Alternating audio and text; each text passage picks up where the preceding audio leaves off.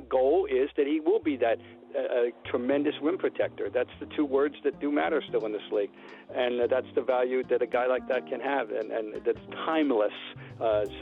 Maybe we're in this pick and roll era. Maybe the job description of the five is totally different. I understand all that, but I've just wondered whether we've gotten so far away from it that there's no value whatsoever in somebody that can do that could potentially be a monster rim protector in a strategic moment. And that's the goal. Can he evolve into that? Can he do enough other things to justify being put on the floor?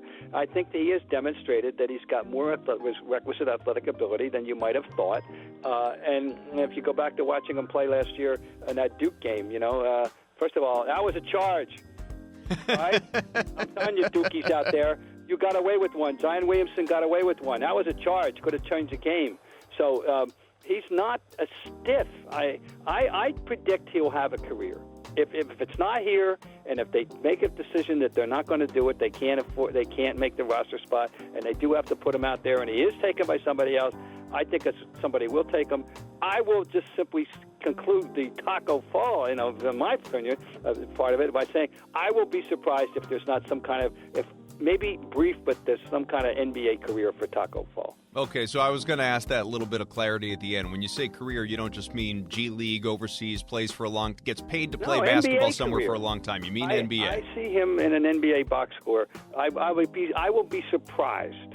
Also disappointed, but surprised if he is not in an NBA box score. Maybe it won't be this year, but I would think it would be.